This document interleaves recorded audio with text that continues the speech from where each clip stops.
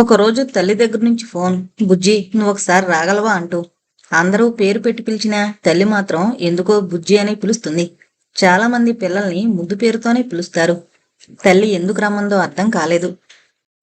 ఆఫీసులో సెలవుకు అప్లై చేసి ఇంటికి ప్రయాణమైంది. ఇంటికెళ్ళాక తల్లి చెప్పిన విషయం ఆమెకు షాకులా అనిపించింది. చెల్లెలు ఆత్మహత్యకు పాలు పడిందని. అసలు అలా ఎందుకు చేసిందో కనుక్కున్నావా అమ్మా? కనుక్కున్నాను. దానికి చదువు మీద శ్రద్ధ లేదు. ఈసారి ఎగ్జామ్స్ లో పాస్ కాలేదు. అక్కలిద్దరూ చదువుకున్నారు. నువ్వు కూడా అలా చదువుకోవచ్చు కదా, ఎంతసేపు సినిమాలు షికార్లంటూ తిరుగుతావు అన్నాను. అలా అన్నానని అభిమానం వచ్చింది అంది తల్లి.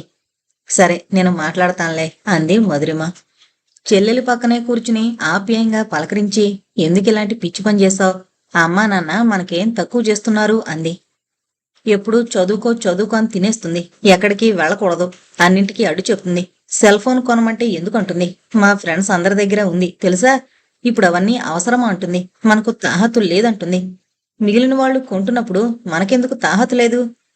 ఇద్దరూ సంపాదిస్తున్నారు కదా, ఇప్పుడు నీ బాధ్యత కూడా లేదు. అలాంటప్పుడు నా కోరికలు తీర్చచ్చు కదా. ఇంత చిన్న కారణానికి ఆత్మహత్య చేసుకోవాలని అనుకోవాలా? అమ్మను ఎమోషనల్ బ్లాక్మెయిల్ చేశాను, నాకేం చావాలని లేదు అంది. ఈ మాటతో ఇంకా షాక్ అయ్యింది. ఏంటి ఈ యువత రాను రాను ఎలా తయారవుతున్నారు? ఇదంతా సినిమాల ప్రభావమా? తనకన్నా 5 ఏళ్లు చిన్నదైన చెల్లెలు ఎలా మాట్లాడుతుంది ఏంటి? ఈ సమస్యను ఎలా పరిష్కరించాలి అన్న ఆలోచనలో పడింది. ఆ రాత్రల్లా ఆలోచించింది. దీనికి శ్రమ విలువ తెలియాలి, డబ్బు విలువ కూడా తెలియాలి. అలా తెలిసేటట్లు చేస్తేనే కాని దీన్ని రోగం కుదరదు. ఆలోచించగా చిన్న ఆలోచన వచ్చింది. ఆ మర్నాడు, నీకు నేనొక పరీక్ష పెడతాను.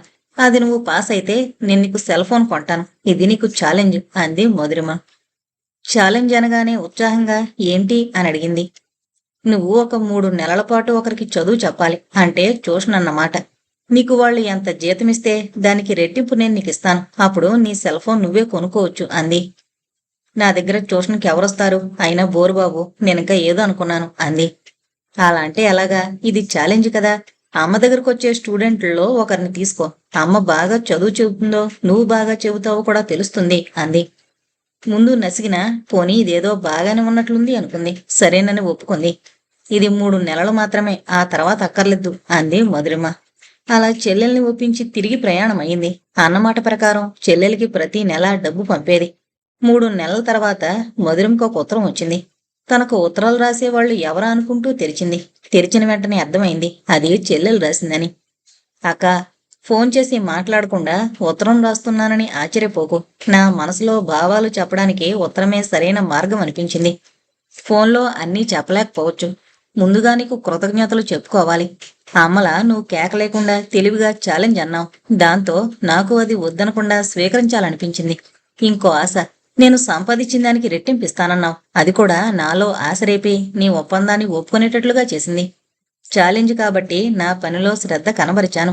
ఫలితంగా నా స్టూడెంట్కు నేను చదువు చెప్పాలంటే ముందు దాని గురించి నాకు తెలియాలి. అందుకని చెప్పబోయే ముందు ఆ పాఠం నేను శ్రద్ధగా చదివేదాన్ని. ఎప్పుడైనా నా స్టూడెంట్ సరిగ్గా చదవకపోయినా, సమాధానం సరిగ్గా ఇవ్వకపోయినా నాకు కోపం వచ్చేది. అప్పుడు చదువు మీద వీళ్ళు ఎందుకు శ్రద్ధ పెట్టరు అన్న ఆలోచన వచ్చినప్పుడు ఎవరో నన్ను చెళ్ళున కొట్టినట్లుగా అనిపించింది. ప్రస్తుతం నేను చేస్తున్న పని కూడా అదే కదా. నా స్టూడెంట్ చదవకపోతే నాకు కోపం వచ్చినప్పుడు నా మీద తల్లిగా ఎన్నో ఆశలు పెట్టుకున్న అమ్మకు నా చదువు పట్ల, నా భవిష్యత్తు పట్ల ఎన్ని ఆశలు ఉండుంటాయి. అలాంటప్పుడు నేను శ్రద్ధగా చదువుకోకపోతే ఆమె బాధపడి నా ప్రవర్తనకు కోపం రావడంలో ఎంత అర్థముందో అప్పుడు నాకు అర్థమైంది. నీ మందు బాగా పనిచేసింది. ఏదైనా స్వానుభవం మీద అర్థం అవుతుందనుకుంటాను. అందుకే చదువులో కూడా థియరీ, ప్రాక్టికల్ ఉంటాయి. నా స్టూడెంట్ చదువు నాకు ఒక ఛాలెంజ్ కింద మారింది. దానికోసం నేను పడే శ్రమలో నాకు తెలియకుండానే ఆనందం పొందేదాన్ని. ఫలితం నాకు చదువు విలువ తెలిసింది. ఇక నీ చెల్లెలి చదువు విషయంలో నిశ్చింతగా ఉండు. ఇక మీదట నువ్వు డబ్బులు పంపొద్దు. నా సెల్ ఫోన్ డబ్బు నేనే సంపాదించుకుంటాను. ఇంకో 2 పిల్లలకు ట్యూషన్ చెబుతున్నాను. అమ్మకన్నా బాగా చెబుతున్నాను అంటున్నారు. అలాని అమ్మ తక్కువ కాదు. అమ్మ అమ్మే. ఇక మీదట అమ్మ నా మీద నీకు కంప్లైంట్ ఇవ్వదులే. నీ ముద్దుల చెల్లెలు. ఆ ఉత్తరం చూసి మధురంకు చాలా సంతోషం వేసింది. తను అనుకున్న దానికన్నా తొందరగానే తన చెల్లెలు తన తప్పు తెలుసుకుంది. ఏ విషయమైనా ఎదుటివారి చెబితే బుర్రకెక్కదు, వినరు. స్వీయానుభవం అయితేనే కాని దానిలో ఉన్న కష్టనష్టాలు అర్థం కావు. అందుకే అంటారు ప్రాక్టికల్ నాలెడ్జ్ అవసరమని. పుస్తకాల్లో చెప్పినవి ఎవరో చెప్పిన వాటితో అనుభవం దొరకదు. ఈ విషయాన్ని చిన్న ప్రయోగంతో చెల్లెలికి నిరూపించడానికి ప్రయత్నించింది. విజయం సాధించింది. విహారి కాక గ్రూపులో ఇంకా కొంతమందున్నా విహారితోనే కాస్త చనువుగా మాట్లాడుతుంది. ఆఫీస్ క్యాంటీన్కి కూడా అతనితోనే వెళుతుంది. అది తప్ప అతని పట్ల ఎలాంటి ఆకర్షణ లేదు. ఆమెకు తన పట్ల శ్రద్ధ ఉందనుకున్నాడో లేక ఆమె అందానికి ఆకర్షితుడయ్యాడో మొదలుమంటే రోజురోజుకి ఇష్టం పెంచుకుంటున్నాడు విహారి. ఆఫీసులో వీలైనంత వరకు ఆమెతో ఎక్కువ సమయం గడుపుతున్నాడు. అతని ప్రవర్తనలోని మార్పును మధురిమ తప్ప అందరూ పసిగట్టారు. అతని ఫ్రెండ్స్ కొంతమంది ఆలస్యం అమృతం విషం. మీ మనసును ఆమెకు తెలియపరచు, తొందరలో మమ్మల్ని పెళ్లికి పిలుద్దు గాని అంటూ వేళకోళం చేసేవారు. అడిగితే ఆమె వద్దంటే అన్న భయం, ఎలా అడగాలన్న ప్రశ్న, ఇలాంటి తర్జన భర్జనలతో కొంతకాలం గడిపాడు. ఇంటి నుంచి పెళ్లి ఎప్పుడు చేసుకుంటావన్న ఒత్తిడి ఎక్కువైంది. ఎలా చెప్పాలన్న ఆలోచనతో 2 రాత్రుళ్ళు నిద్రలేకుండా గడిపాడు. ఇదేమీ సినిమా కాదు, ప్రేమ పాటలు పాడుకునేందుకు. మర్నాడు ఆఫీసులో అడిగేయడానికి నిశ్చయించుకున్నాడు. లంచ్ అవర్ దాకా ఎలా గడిపాడో అతనికే తెలీదు. మనసులో ఏదో తెలియని గాబరా. సమయం చూసుకుని మధురముతో అన్నాడు, ఇవాళ క్యాంటీన్కి కలిసి వెళదాం. వాళ్ళ కంపెనీలో ఉద్యోగస్తులకు వర్కింగ్ లంచ్ ఇస్తారు. ఇదివరలో చాలాసార్లు కలిసి వెళ్లారు కాబట్టి మధురిమకు అతని ఆఫర్ కొత్తగా అనిపించలేదు. అభ్యంతరం చెప్పలేదు. లంచ్ చేస్తూ అన్నాడు, మా ఇంట్లో పెళ్లి చేసుకోమని ఒత్తిడి చేస్తున్నారు. ఇంట్లో వాళ్ల కోరిక తీర్చడం మీ ధర్మం. మీకిష్టమైన అమ్మాయి కానీ మీ వాళ్ళు చూసిన అమ్మాయిని కానీ చేసుకోండి అంది మధురిమ. ఆ అమ్మాయి మీరే అయితే అన్నాడు విహారి. ఒక్కసారి ఉలిక్కి పడింది. దానికి కారణం ఇలాంటి ప్రపోజల్కి ఆమె సిద్ధంగా లేదు. అంటే టీనా ఊహ నిజమేనన్నమాట. విహారికి తనపై ఆ అభిప్రాయం ఉందన్న విషయం ఊహ మాత్రంగా కూడా తాను గ్రహించలేదు. అలాంటిది టీనా ఎలా పసిగట్టగలిగింది? అసలు ఇప్పటిదాకా పెళ్లి ప్రేమ పట్ల ఎలాంటి అభిప్రాయం కలగలేదు. ఏం మాట్లాడరేం? నా ప్రపోజల్ మీకు నచ్చలేదా? లేక మీ మనసులో ఎవరైనా ఉన్నారా అన్నాడు విహారి. మీ ప్రపోజల్ నచ్చడం నచ్చకపోవడం అన్న ప్రసక్తి లేదిక్కడ. అసలు ఇప్పటిదాకా నేను పెళ్లి గురించి కానీ నా జీవిత భాగస్వామి గురించి కానీ ఆలోచించలేదు. నేను మధ్యతరగతి కుటుంబం నుంచి వచ్చాను. అమ్మ నాన్న ఇద్దరూ ఉద్యోగస్తులైనా చాలీ చాలని జీతాలతో మమ్మల్ని పెంచి పెద్ద చేశారు. డబ్బుతో వచ్చే సుఖాలు ఎప్పుడూ ఎరగం. ఇప్పుడే కాస్త డబ్బు సుఖం తెలుస్తోంది. పెళ్లి గురించిన ఆలోచనకు ఇంకా సమయం ఉందని నా అభిప్రాయం. ఒకవేళ నేను తెలియక మీలో ఆ భావాన్ని కలిగించుంటే క్షమించండి. మీలో ఒక మంచి స్నేహితుణ్ణి చూసి మీతో చనువుగా మెలిగానంతే అంది. ఇందులో క్షమించడానికి ఏముందిలేండి. పోనీ ఇప్పుడు ఆలోచించండి. మీకు కావలసినంత సమయం తీసుకోండి. నేను ఇలా అన్నానని అనుకోవద్దు. నా కోసం వేచి ఉండనక్కర్లేదు. మీ పట్ల నాకు ఆ భావన లేదు. ఆ భావన లేనప్పుడు మీరు వేచి ఉండడంలో అర్థం లేదు అంది. ఆమె మాటలకు అతని మొహం చిన్నబోయింది. తనలో ఏం తక్కువని ఆమె నిరాకరించిందన్న అనుమానం అతనిలో. చిన్నబోయిన అతని ముఖం చూసి మళ్లీ తానే మాట్లాడింది మధురిమ. చూడండి విహారి గారు, ప్రేమన్నది ఒక్క రోజులో ఒక క్షణంలో పుట్టేది కాదు. అలా పుట్టేది ఆకర్షణ మాత్రమే అని నా అభిప్రాయం. భాగస్వామి అయ్యేవాళ్లు ఎదురైనప్పుడు మనసులో ఒక పులకరింత లేక ఒక భావన కలగాలి. వాళ్ల సన్నిధిలో ఆనందం పండించుకోవాలి. ఆనందానికి ఎదమెద్దమనే ఒక రూపం లేదు. ఆనందాన్ని అనుభవించడం అంటే కొద్ది సమయం మనకు తెలియని తృప్తి మనని ఆవరించుంటుంది. మీ పట్ల నాకు అలాంటి అనుభూతి కలగలేదు అంది. ఇంకా మాట్లాడితే అభిప్రాయ భేదాలు రావచ్చని అక్కడి నుంచి లేచింది. ఆమె అంత నిష్కర్షగా చెప్పడంతో అతని మనసు కొంచెం నొచ్చుకుంది. ఆడదాని తిరస్కారానికి మగీగో అంత తొందరగా తట్టుకోలేదు. కాని అతని సంస్కారం అతన్ని బయట పడనివ్వలేదు. ఆ తర్వాత అతను మళ్లీ ఆ ప్రసక్తి తీసుకురాలేదు. ఇద్దరూ ఏమీ జరగనట్లు మామూలుగా ఉండడానికి ప్రయత్నించారు. ఏమైందని అడిగిన స్నేహితులకు చిరునవ్వే సమాధానంగా ఇచ్చాడు. అతని మౌనాన్ని రకరకాలుగా అన్వయించుకున్నారు. విహారి మనసు గాయపడింది. ఎంత తనకు తాను నచ్చజెప్పుకున్నా మధురిమ ఎందుకు తిరస్కరించిందో అని అతని మనసు కారణాల కోసం వెతకడం మొదలుపెట్టింది. ఇదంతా తెలియని మధురిమ ఎప్పట్లా తన పనిలో నిమగ్నమైపోయింది. ఇది జరిగిన కొన్నాళ్లకు వాళ్ల ప్రయోగాల ఫలితంతో ఒక క్రీమ్ కనిపెట్టారు. దాన్ని మార్కెట్లోకి తేవాలని నిర్ణయించుకున్నారు కంపెనీ వాళ్లు. దానికి కావలసిన క్యాంపెయినింగ్, ప్రొడక్ట్ లాంచింగ్ అన్ని బాధ్యతలు విహారి మీద పడ్డాయి. మధురిమ ఏమీ జరగనట్లే మునుపట్ల అతనితో కలిసి పనిచేసింది. లాంచింగ్ ప్రోగ్రాం చాలా పెద్ద ఎత్తున చేశారు. ప్రకటనలకు ఒక ప్రముఖ తారను మోడల్గా తీసుకున్నారు. విహారి పగలనక రాత్రనక చాలా కష్టపడి పనిచేశాడు. చాలా మంది ప్రముఖుల్ని ఆహ్వానించారు. వచ్చిన ప్రముఖుల్లో మధుసూదన్ కూడా ఉన్నాడు. ఫంక్షన్ అంతా తానే అయి తిరిగే మధురిమ మధుసూదన్ కళ్లల్లో పడింది. ఆమె అందం అతన్ని ఆకర్షించింది. ఈ అమ్మాయిలో ఒక గ్రేస్ ఉందనుకున్నాడు. క్యూరియాసిటీతో ఆ అమ్మాయి వివరాలు సేకరించాడు. వాళ్ళ కంపెనీ ఎండి ఆమె గురించి చాలా గొప్పగా పొగిడాడు. ఆ పొగడత ఎక్కడికి తీసుకువెళుతుందో అప్పుడు అతనికి తెలీదు. ఆ పొగడత మధురిమ జీవితంలో ఒక మలుపు తీసుకురాబోతుందని.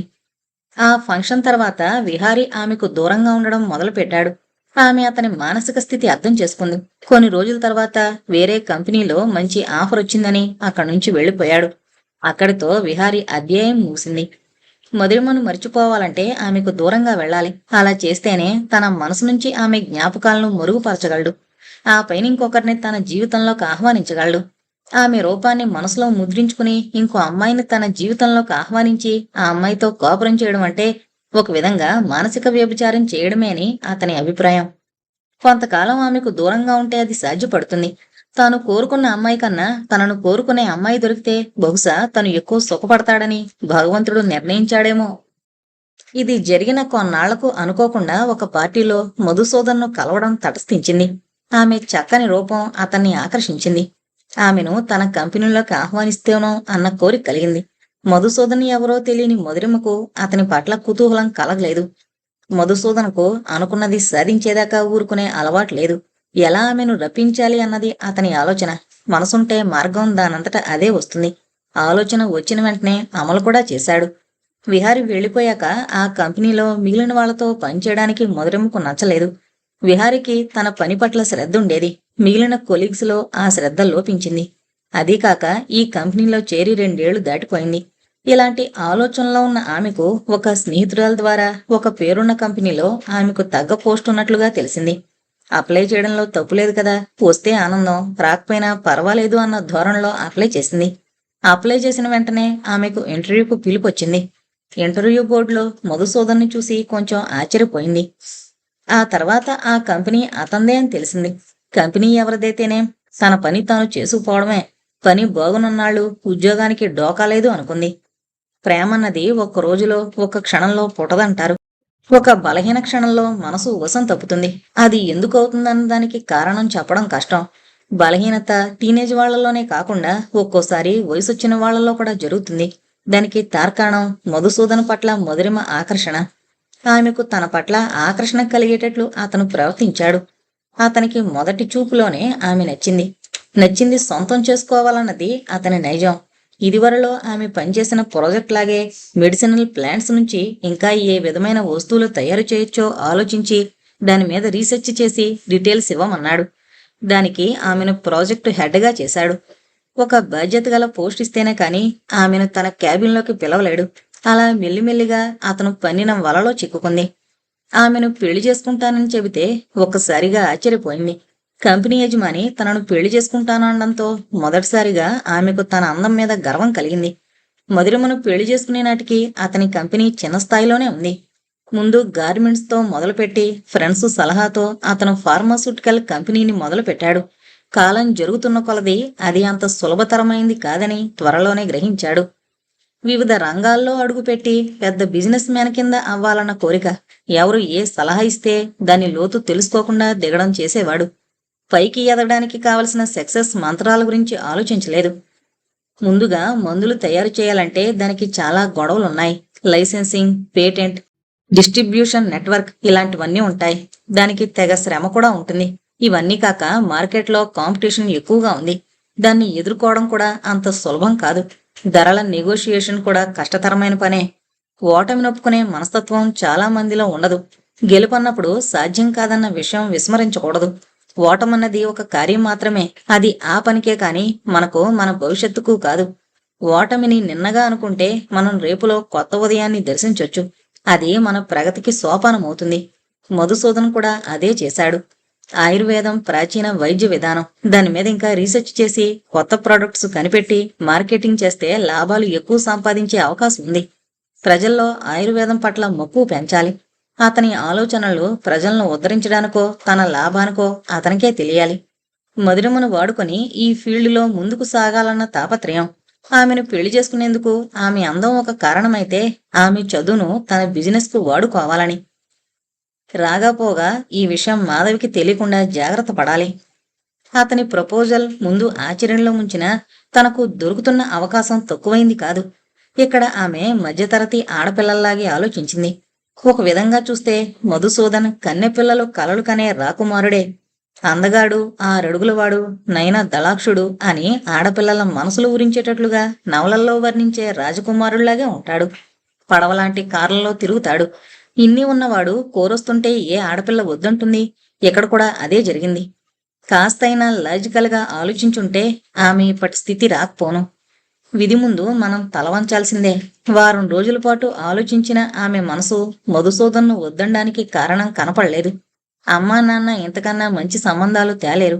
తన బాధ్యత ఇంత సులువుగా తీరిపోతే ఇంక చెల్లెలి పెళ్లికి అసలు కష్టపడాల్సిన అవసరం ఉండదు. కావాలంటే తను కూడా చెల్లెలి పెళ్లికి సహాయం చేయగలుగుతుంది. మధురిమ ఆలోచనలు ఇలా సాగి చివరికి అతని ప్రపోజల్కు తన సమ్మతిని తెలియజేసింది. ఆమె ఒప్పుకోదన్న అనుమానం వేసమెత్తు కూడా లేదు అతనికి. మధురిమ తన సమ్మతిని తెలియపరచగానే కూలుగా, మీ వాళ్లకు చెప్పాలంటే చెప్పు, నా వాళ్ళెవరూ లేరు. అమ్ముంది, కానీ పల్లెటూరులో ఉంటుంది. ఆవిడకు నా సుఖం తప్ప ఏది అక్కర్లేదు. పెళ్లి సింపుల్గా గుళ్ళో చేసుకుందాం, నా కారబాటాలు ఇష్టం లేదు అన్నాడు. అన్నీ నిజమని నమ్మింది. ఒక్కసారి కూడా తల్లి కూడా లేకుండా పెళ్లెందుకు చేసుకుంటున్నాడన్న ఆలోచన రాలేదు. ఆమె తల్లిదండ్రులు కూడా కూతురు ఈ విషయం చెప్పగానే తమ కూతురికి ఎంత మంచి సంబంధం వచ్చిందని పొంగిపోయారు. వాళ్లు కూడా పెళ్లి కొడుకు వివరాలు విని తమ కూతురు అదృష్టం చాలా గొప్పదన్న ఆలోచన తప్ప అతని వివరాలు ఏంటన్న ఆలోచన కలగలేదు.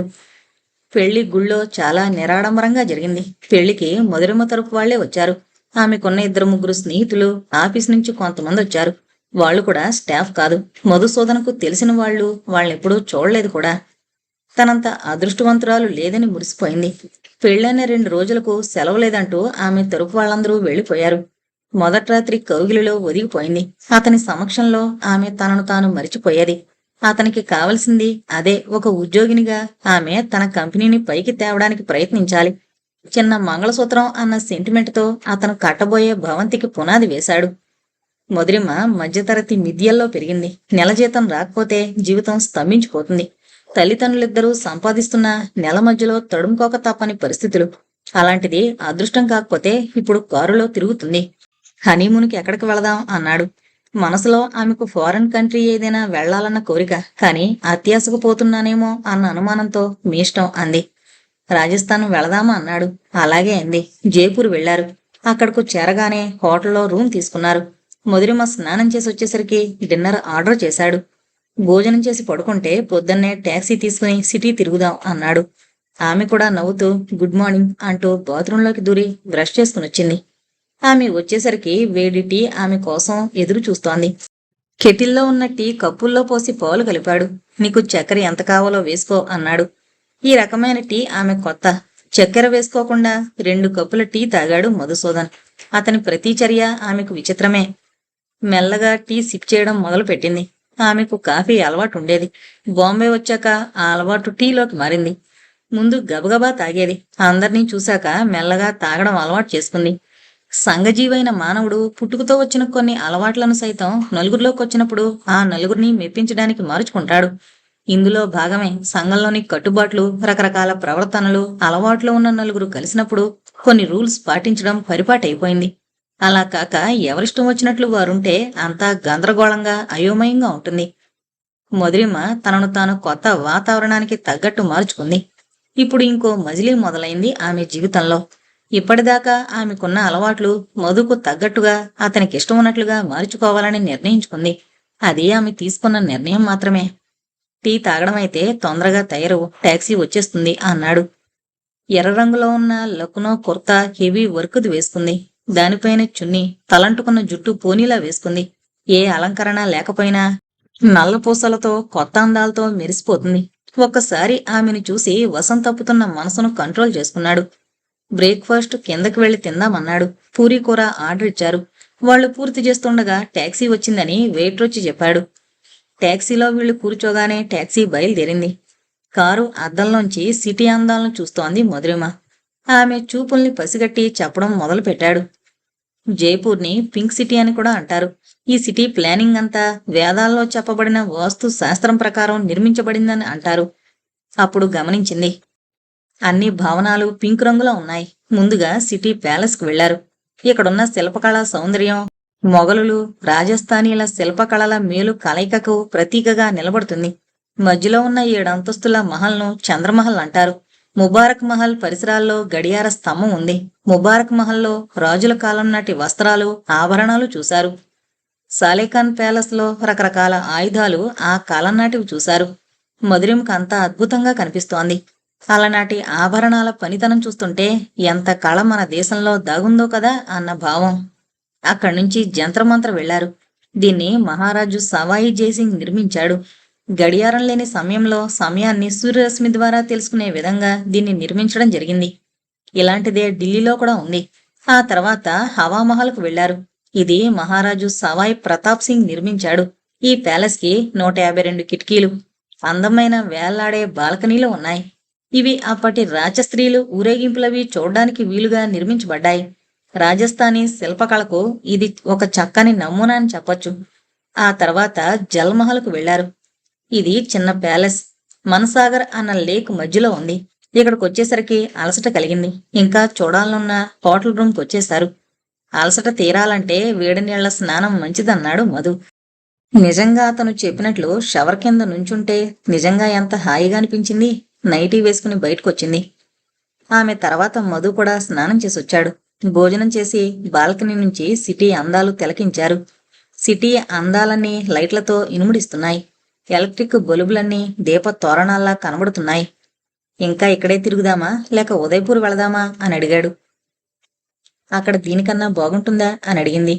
రాజస్థాన్ అంతా శిల్పకళ ఉట్టిపడుతూ ఉంటుంది. ఉదయపూర్ని లేక్ సిటీ అని, రొమాంటిక్ సిటీ అని కూడా అంటారు అన్నాడు. అయితే తప్పకుండా చూద్దాం అంది. కానీ ఆమె కోరిక తీరలేదు.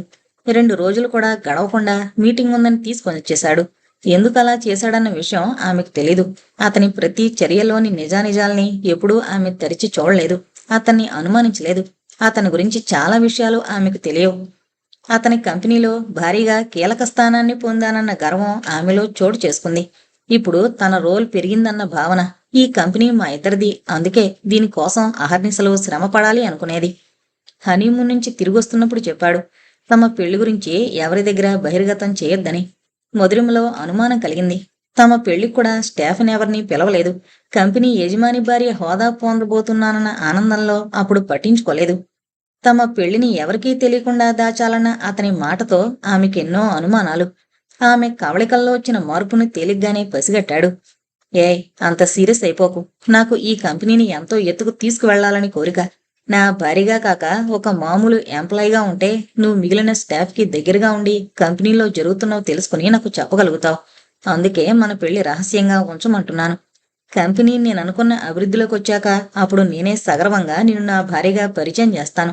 నువ్వు నన్ను నమ్ము అంటూ ప్రేమగా కౌగిల్లోకి తీసుకుని ప్రేమ వర్షం కురిపించాడు. అతని చేతుల్లో ప్రతిభగల వైణిక విద్వాంసుడి చేతుల్లోని విపంచిగా మారింది. వీణను సవరించి విభిన్న రాగాలను ఎంత అందంగా పలికించాలో తెలిసిన మధుసూదనుడు తన ప్రతిభను చూపించాడు. ఆమె పరవశించిపోయింది. భర్త స్థానంలో ఉన్న మధుసూదనుణ్ణి ఆమె పూర్తిగా నమ్మింది. అతని అందమైన అబద్ధాల గంతలను కళ్లకు కట్టుకుని అతని సర్వేంద్రియాలను తనవిగా చేసుకుని ప్రపంచాన్ని చూడడం మొదలుపెట్టింది. ఇంతకుముందు మార్కెట్లో ఉన్న వాటిని క్షుణ్ణంగా పరిశీలించి వాటి గురించి వివరంగా తెలుసుకుని దానికన్నా మంచి ప్రొడక్ట్స్ తయారు చేయొచ్చేమో అని ఆలోచన మొదలుపెట్టింది. శ్రద్ధగా తన పనిలో లీనమైంది. ఆమె ఆలోచనలు తను అనుకున్న దిశగా సాగుతున్నందుకు మధుకి ఆనందంగా ఉంది. బాధ్యతలు ఆమెకు అప్పగించి ఇంకా ఏ రకమైన బిజినెస్లు మొదలు పెట్టాలా అన్న ప్రణాళికలు చేయడం మొదలుపెట్టాడు. మధ్యలో అప్పుడప్పుడు వెంకటాపురం వెళ్ళొచ్చేవాడు. మధురిమ్మ పెళ్లికి ముందు వర్కింగ్ ఉమెన్స్ హాస్టల్లో ఉండేది. పెళ్లియాక ఆమె కోసం మంచి ఫ్లాట్ చూసి అందులోకి మారమన్నాడు. సంసారానికి కావలసినవన్నీ కొనుక్కుంది. తనకు నచ్చినట్లుగా ఇంటిని తీర్చిదిద్దుకుంది. ఓ మాదిరి ఖరీదైన ఫర్నిచర్ కొన్నాడు మధు. తన జాగ్రత్తలో తనుంటూ వీలైనంత వరకు ఆమెకు అనుమానం రాకుండా ఆమె కోరికలన్నీ తీర్చేవాడు. చిన్నపిల్లల తను రోజూ చేసే పనులు అతనికి చెప్పకపోతే ఆమెకు తోచదు. తరచూ అతను ఊళ్ళకు వెళ్లడం మాత్రం ఆమెకు నచ్చేది కాదు. అస్తమానం ఏదో వంకన ఊరు వెళ్ళిపోతారు. మీరు లేకపోతే నాకేమీ తోచదు అంది ఒకరోజు. నాకు మాత్రం తోస్తుందా? కాకపోతే పనులు మానుకుని నీ ఎదురుగా కూర్చోలేను కదా. నీకు నాలోటు తెలియకూడదనే పని అప్పచెప్పాను అన్నాడు. ఆమెకు తెలియని విషయం అతనికి అక్కడ వేరే ఇల్లుందని, అతన్ని కలవడానికి అతని కోసం వచ్చేవాళ్లు అక్కడికే వస్తారని. భార్యాభర్తల అనుబంధం ఇంతేనా? పెళ్లికి ముందు తన జీవిత భాగస్వామి గురించి ఏ ఆలోచన లేకపోయినా పెళ్ళయ్యాక చాలా ఊహించుకుంది. అతని కన్నుల్లోకి చూస్తూ జగమంతా అందులో ప్రతిఫలిస్తోన్నట్లుగా ఊహించుకోవాలనుకుంది. నిజంగా ఊహల్లో ఊహించుకునే దాంపత్య జీవితం ఎవరికైనా లభ్యమవుతుందా? దాంపత్యంలో పొందాల్సిన మధురిమలన్నీ జీవిక కోసం పడే పాటలలో మరుగున పడాల్సిందేనా? తానే ఇలా ఆలోచిస్తోందా, లేక ఇది అందరి ఇళ్లాళ్ళ గూడా? మధు ఊళ్ళు వెళుతున్నాడన్న విషయంలో తప్ప మిగిలినవన్నీ బాగానే ఉన్నాయి. ఇద్దరూ కలిసి అప్పుడప్పుడు పార్టీలకు వెళుతూ ఉంటారు. మధురిమ ఎప్పుడూ 5 స్టార్ హోటల్స్కి వెళ్ళలేదు. అసలు ఆమె జీవితంలో హోటల్కి వెళ్ళింది మొదటిసారి విహారీతో. అది కూడా ఆఫీస్ పని మీద బయటికి వెళ్ళినప్పుడు లంచ్ టైం అయిందని బలవంతంగా విహారే హోటల్కి తీసుకువెళ్ళాడు. ఆమె పెరిగిన వాతావరణంలో అలాంటి వాటికి తావు లేదు. వాళ్ళ చిన్న ఊర్లో కాకా హోటల్ తప్ప మంచి హోటల్ లేదు. ఆమెకు తెలిసి తల్లి తండ్రి ఇచ్చిన కాఫీ తప్ప బయటెప్పుడూ కాఫీ తాగలేదు. ఒకసారెప్పుడో తమ క్లాసులో ఉన్న మున్సబ్ గారు అమ్మాయి వాళ్ళు రాజమండ్రిలో ఉన్న హోటల్కి వెళ్ళినట్టు, అక్కడ మసాలా దోశ తిన్నట్లు చెప్పింది. ఆ మాట మొదటిసారిగా విన్న మధురిమ మసాలా దోశ అంటే ఏంటని అడిగింది. ఎందుకంటే ఆమె ఎప్పుడూ ఆ పేరు వినలేదు. దోశ అన్న పదం కొత్త కాకపోయినా ఈ మసాలా దోశ అన్న పదం ఎప్పుడూ వినలేదు. అలా ఆమె అడిగిన వెంటనే ఇంకేముంది, మున్సబ్ గారమ్మాయి దాన్ని తెగ వర్ణించి చెప్పింది.